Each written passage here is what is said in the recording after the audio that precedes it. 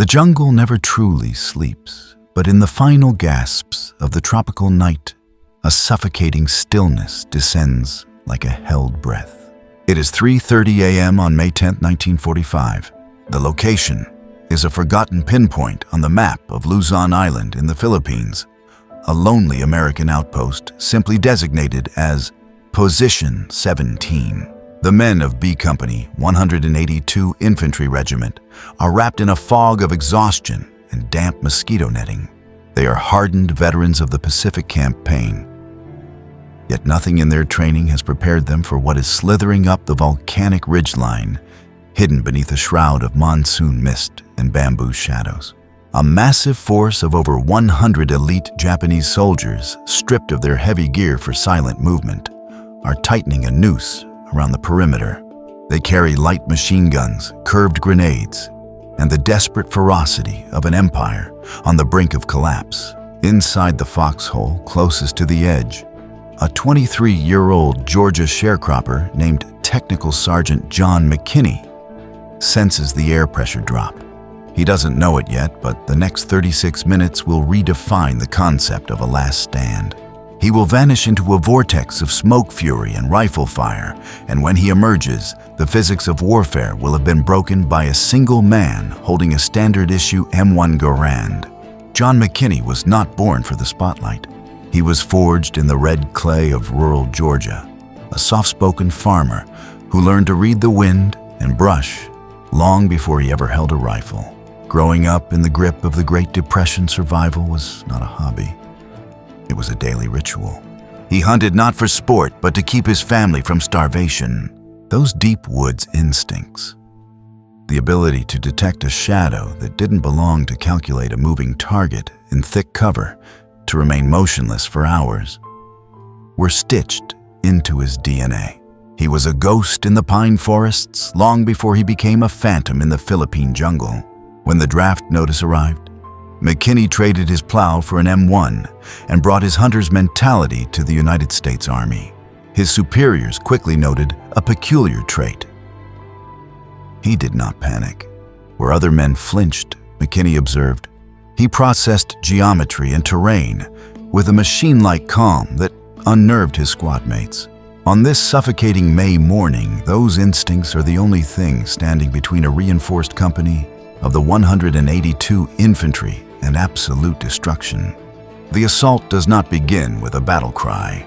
It begins with a surgical strike of terrifying precision. Without warning, a metallic rain of grenades arcs over the American foxholes, flipping the night into a strobe light of orange detonations. Simultaneously, a Japanese light machine gun positioned perfectly on a flank saws through the canvas tents and radio wires. The opening volley is designed to paralyze, to decapitate the command structure within the first 5 seconds. It nearly succeeds. Shrapnel scythes through the command post, leaving the leadership stunned and scattered. The air turns to white-hot splinters. It is in this exact heartbeat of chaos, as screams drown out the order to return fire, that McKinney's war becomes a deeply personal one. A jagged piece of hot steel slices across his face, carving a deep gash from his cheekbone to his jaw. The concussion wave ruptures his eardrum, and a searing pain tells him half of his left ear has been torn away. Sweat and dirt obscure his vision, but the physical pain triggers a chemical switch in his brain. He doesn't feel fear, he feels focus. The hunter is no longer the prey. Blinded by his own injuries, McKinney wiped his eyes clear and assessed the geometry of the nightmare. The primary source of the American paralysis was the captured heavy machine gun pit, now turned against them, spitting a relentless stream of 7.7mm rounds into the heart of the outpost. Standard military doctrine dictated retreat, or at the very least suppressive fire, while waiting for support. John McKinney discarded doctrine. He slung his M1 Garand over his back, grabbed a handful of ammunition clips, and crawled forward. He didn't run. A running man is a target. He moved like a water moccasin, low and fluid, using the chaos as a screen. To the Japanese gunners who were fixed on the larger American positions behind the lines, the wounded figure skirting the jungle's edge was just a drifting fog bank. McKinney flanked the pit, completely emerging from the darkness like a vengeful spirit. Before the enemy machine gun crew could swivel their weapon, McKinney was among them. He delivered a rapid series of rifle butt strikes with the heavy walnut stock of his Garand, neutralizing the immediate threat and reclaiming the American weapon. A wave of silence briefly washed over the center of the perimeter. But for McKinney, the battle was only just beginning. The silence was a lie. It was the pause between lightning and thunder. From the jungle depths, a screaming wave of Japanese infantry, sensing their captured gun had fallen silent, launched a human charge to retake the pit. McKinney, now manning the heavy machine gun alone, had no spotter, no flank protection, and no radio. He faced a wall of gray-green uniforms surging through the mist. He pressed the trigger. The weapon roared not in bursts, but in long, sweeping arcs that cut through the dense undergrowth. To the onlooking Americans, who were just now regaining their senses, it appeared as if the single machine gun pit had become a fortress. McKinney was a blur of mechanical precision, swapping out the scorching barrel with bare hands to keep the weapon firing. The first wave collapsed, their momentum shattered by the sheer volume of lead pouring from a position they thought was theirs. But McKinney knew the Japanese were masters of infiltration. He couldn't stay static. He grabbed his beloved M1 rifle, scavenged enemy ammunition, and abandoned the pit just seconds before a mortar shell vaporized the spot where he had been standing. What followed was a tactical masterclass that military historians still struggle to diagram. McKinney entered a state of flow that can only be described as hyper-instinct. He realized that one man constantly moving is infinitely more terrifying to an assaulting force than a static trench. He became a one-man fire team conducting a running battle along a 50-yard stretch of the perimeter. He would fire a full 8-round clip from the Garand at a cluster of shadows, and before the metallic ping of the ejecting clip had faded, he was already 10 yards away, reloading in the dark, firing from a completely different angle.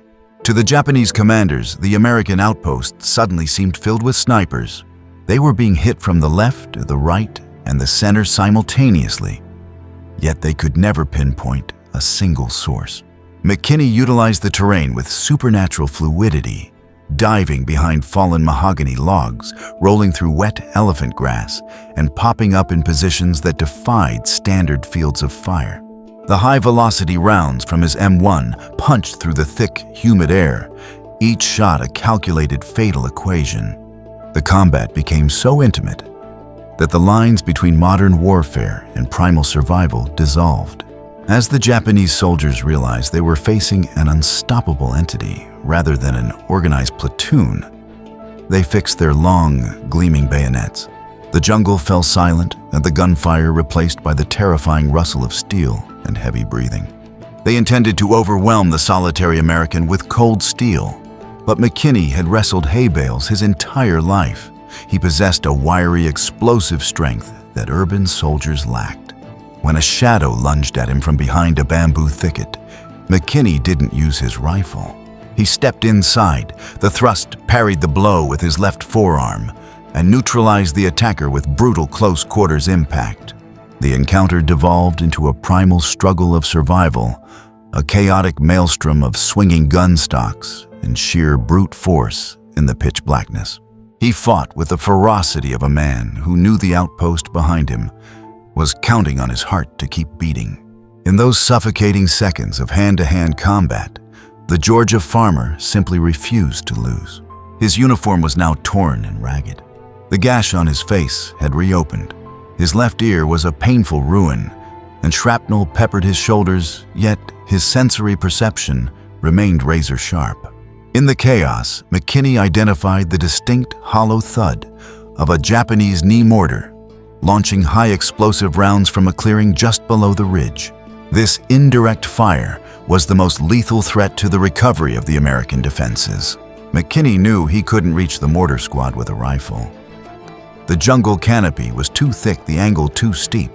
He saw only one solution. He looted the discarded enemy equipment scattered around the machine gun pit and found a cache of Type 97 fragmentation grenades. He yanked the safety pins with his teeth. With the mechanical precision of a major league pitcher, McKinney began lofting these salvaged munitions down the slope. The explosions rippled through the ravine, the shrapnel scything through the mortar squad and destroying their firing base. He was now using the enemy's own arsenal to dismantle their assault, stopping the high-angle bombardment cold. Time lost all meaning. A minute felt like an hour compressed into a heartbeat. McKinney moved with such lethal efficiency that the Japanese assault began to fragment under its own weight. The psychological impact of the one-man counterattack was catastrophic to enemy morale. Japanese tactical philosophy relied on momentum and the shock of the human wave. McKinney denied them both. He was a phantom that never stopped firing.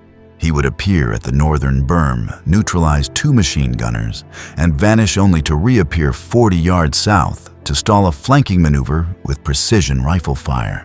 He was hit again, a grazing bullet across his firing arm, but he simply transitioned to using his offhand to steady the heavy Garand. He had run through the ammunition of an entire squad, his shoulder bruised black from the recoil, but his hands never shook. The forward slope leading to position 17 became a twisted tapestry of fallen equipment and broken ambitions, testimony to the 36-minute rampage that had turned a quiet morning into a legend. What the American survivors witnessed as the smoke began to clear was a scene that defied logic. The jungle canopy, once lush and green, was shredded and hanging in strips. Fires crackled in the underbrush, casting a dark glow over the volcanic rock. And walking slowly, deliberately back toward the center of the camp was a figure none of them immediately recognized. The man's face was a mask of dried mud and sweat, his uniform torn to ribbons, his steps heavy with exhaustion, but steady with purpose. It was John McKinney. He had not only held the line, he had pushed it forward. The Japanese survivors, their morale shattered and their assault force decimated, retreated silently into the deep jungle, unable to comprehend the force of nature that had just dismantled 100 of their comrades. As the sun finally breached the horizon over the Pacific on May 10, 1945, the men of the 182 Infantry took an accounting of the impossible field of engagement. The solitary warrior had personally eliminated over 40 enemy combatants from the battlefield, a feat that seemed to belong more to the age of mythological heroes than to the annals of modern warfare. When the Medal of Honor was pinned to his chest months later, John McKinney stood with the same quiet stoicism he carried in the Georgia fields. He did not brag. He did not speak of vengeance or fury. When asked how he did it, he simply alluded to the cold, practical necessities of a farm boy who knew how to hunt. But those who were there knew the truth was heavier. It was the story of a man who, in 36 minutes of unrelenting fury, transformed himself into a bulwark of flesh and will. Against a flood of steel, he had reclaimed a fallen machine gun, outmaneuvered a mortar squad, survived brutal hand-to-hand combat, and single-handedly dismantled the momentum of an entire assault. John McKinney did not just save the men of Position 17. He became a reminder that the machinery of an army can be halted by the resolve of a single, unstoppable soul. The jungle of Luzon has long since swallowed the scars of that foxhole. But the echo of the sharecropper's rifle fire lingers as a testament to the day a hunter went to war and the war lost.